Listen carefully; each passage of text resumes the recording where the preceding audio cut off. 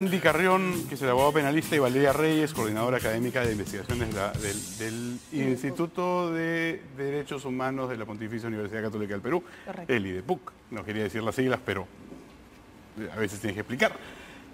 Una pregunta bien directa a este caso. Las reglas, las protestas, se dice que esta decisión ha llevado a tener las protestas con reglas claras. ¿Están claras las reglas para una protesta? ¿Esto ha aclarado el panorama o lo ha complicado aún más? Siéntanse libres de... Creo que lo ha complicado bastante. De hecho, ayer hubo una conferencia de prensa del relator de Naciones Unidas para la reunión pacífica y la asociación diciendo que esta sentencia confunde, y creo que es evidente que lo hace, ¿no? Es una sentencia que, sin analizar o sin referirse de manera directa al derecho a la protesta, utiliza un tipo penal que termina afectando la manera en la cual una persona puede protestar o puede manifestarse. Han salido muchas voces, creo yo, a decir que no hay una criminalización de la protesta porque no hay el delito de protestar, pero finalmente termina criminalizando la conducta típica de las protestas en este país. Entonces, creo que hay una complicación sin duda a resaltar en ese sentido.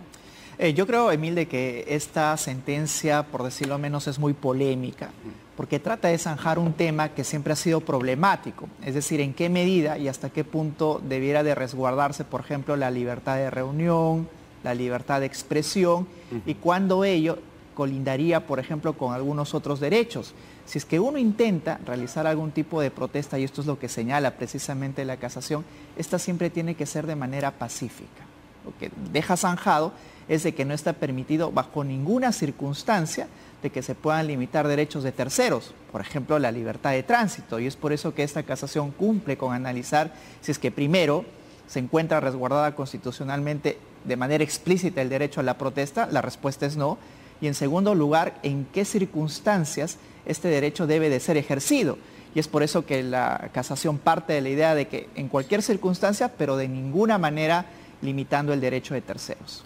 Ahora, las protestas en muchos casos son bien subjetivas, ¿cierto? Porque lo que para una persona es una protesta legítima, pacífica, para otra persona puede infringir en sus derechos. Por muchos años siempre había esta perspectiva de que la persona que está protestando, bueno, que te vaya a trabajar, que está haciendo, debe ser un flojo que no tiene nada que hacer.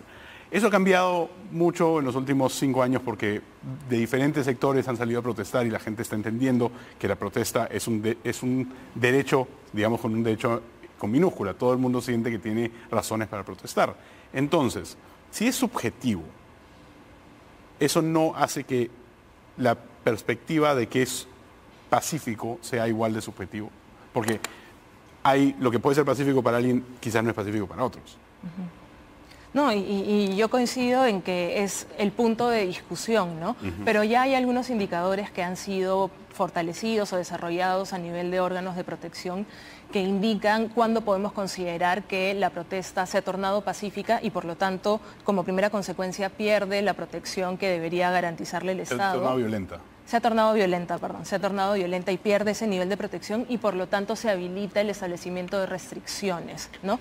Porque creo que algo que es muy importante destacar es que la protesta conceptualmente tiene que ser pacífica. La protesta es finalmente la manifestación de algunos derechos como la reunión pacífica, y si se torna violenta ya no hay una garantía por parte del Estado.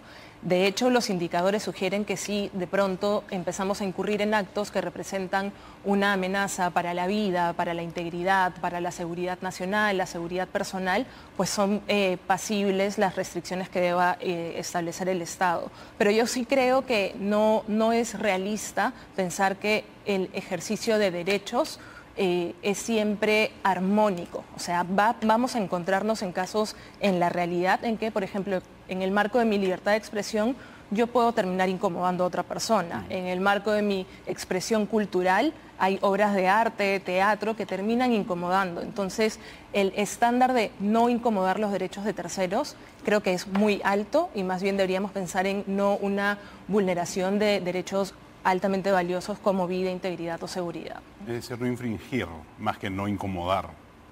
No, y es complicado desarrollar estos elementos conceptuales que se han venido conversando en el caso en concreto. Por ejemplo, si nos remitimos al caso de Merino y las protestas que hubieron para sacarle al gobierno, la pregunta sería qué hubiera pasado si esta interpretación de la Corte Suprema se hubiera dado días antes, por ejemplo, de que sucedan todos estos hechos. En la realidad lo que sucedió es de que muchos salieron a protestar interrumpiendo las vías o el tránsito de los vehículos y de las personas, con lo cual si nosotros aplicamos la casación que el día o la semana pasada se ha ventilado, pues entonces todos tendrían que ser sometidos a una investigación por el delito de entorpecimiento al funcionamiento de los servicios públicos. Así es que es importante no solamente desarrollar el ámbito conceptual, sino hasta qué punto en el caso en concreto ello puede ser aplicado. Es más, en esta casación se desarrolla dentro de la protesta que hubo de algunos pobladores de Chalhuahuacho, precisamente porque interrumpieron la circulación de algunos vehículos rumbo a la mina Las Bambas. Lo que ha señalado la Corte Suprema es de que esta interrupción, la sola interrupción, no debería de estar justificado bajo el manto de la protesta. Ahora, una de las razones por que uno bloquea una carretera, no para justificarlo, no estoy tratando de justificarlo, pero una protesta que no incomoda, ¿es protesta? ¿Se puede protestar algo? O sea, yo estoy guardado, pero estoy en esa esquina, no fastidio a nadie, nadie me va a prestar atención si es que no afecto o vulnero los derechos de otros. Es una pregunta que se han hecho personas por siglos y que al parecer se ha resuelto ahora. Yo diría que eso es muy complejo de desarrollarlo en el caso en concreto, Emil, porque si uno se traslada retroactivamente a cómo ha surgido este derecho, que en rigor debemos de señalar, no está de manera expresa reconocida en la Constitución, pero sí otros derechos que enmarcan el derecho a la protesta. ¿Cómo cuáles?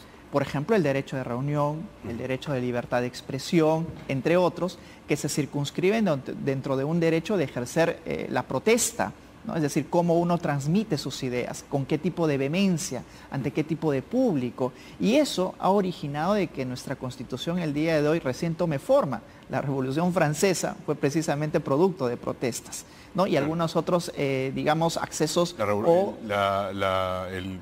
Estados Unidos también nació una protesta también. Y claro que sí, entonces ha sido un corsi et ricorsi, como dirían algunos intelectuales, en el sentido de avanzar a través de medidas que pueden ser vehementes o incluso en ocasiones violentas. Es por eso que el día de hoy no existe, al menos en nuestra Constitución, explícitamente el derecho a la protesta, pero es complicado desarrollarlo de manera general. Y lo que hace esta casación, por ejemplo, de la que estamos comentando el día de hoy, es desarrollarla solo en un caso en concreto. La pregunta que nosotros tendríamos que respondernos es de que si estas conclusiones que señala la casación, de que bajo ningún motivo estaría permitido, por ejemplo, el de ejercer el derecho a la protesta si es que se limitan derechos de terceros, puede ser aplicado en todos los casos. Por ejemplo, el día de mañana hay una marcha, por ejemplo, LGTBI, tranquila, pacífica, por la avenida Bancay, pero no obstante están interrumpiendo la circulación de vehículos. ¿Podría denominarse eso, por ejemplo, un delito de entorpecimiento al servicio público? Sí, es que ahí yo quisiera decir varias cosas, ¿no? Porque en ese ejemplo probablemente saldrían algunos movimientos conservadores a decir, están limitando mi derecho a la integridad, la protección de los niños, la dignidad como sociedad, los valores. O sea, va a haber yo creo, una contraposición en algún punto. Para responder directamente a la pregunta que formulabas, de hecho, el derecho a la reunión pacífica y a la libertad de asociación, etcétera, permite que las personas, entre otras cosas, elijan la modalidad, el lugar, la fecha en la que se quieren manifestar. Hoy en día, estándares de Naciones Unidas discuten si, por ejemplo, protestas en redes sociales, en Internet, podrían ser consideradas como protestas sociales. El típico cacerolazo, eso no es una forma de protesta.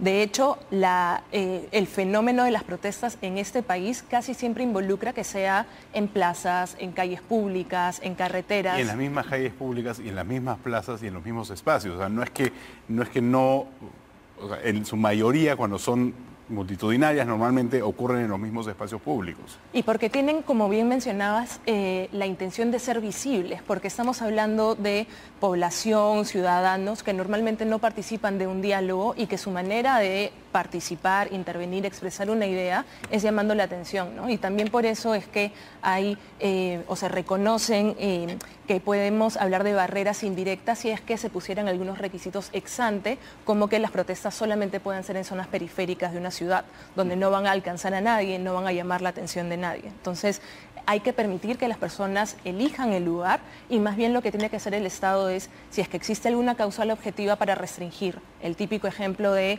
la protesta en la puerta de emergencia de un hospital, pues se podrán establecer restricciones, pero no pueden ser restricciones generales o absolutas que terminen vaciando de contenido un derecho humano. Ahora, por el otro lado, hay el tema de que en las protestas que se están conversando y que hemos tenido en los últimos meses, han habido bloqueos de carreteras que han llevado a que servicios públicos se vean bloqueados, como por ejemplo el de, no uno, sino varios casos de ambulancias que se han visto impedidas de llevar a los pacientes a los lugares de atención y han fallecido. Creo que más tenemos un video sobre un caso como este. No sé si nos podemos poner el video. Si no lo tenemos... Es más, yo recuerdo solamente complementando lo que tú estás mencionando, de que en efecto hubo un caso en el cual un niño incluso no pudo llegar a ser atendido. Claro, ahí está el video, justamente es el caso de un niño. Ese fue en Cusco. Hay un caso en Puno, pero ese fue en Cusco, en el cual la ambulancia fue detenida, rompió la ventana, le tiró piedras.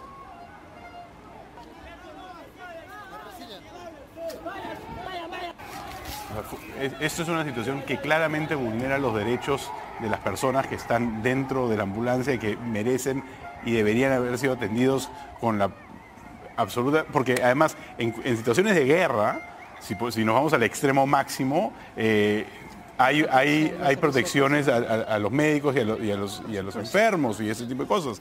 Entonces, ¿es esta ley, esta decisión, esta casación, pensando en esa dirección cuando estamos hablando de servicios de yo creo que hay que también diferenciar el marco que regula expresamente el derecho de reunión o de libertad de expresión versus la comisión expresa de delitos?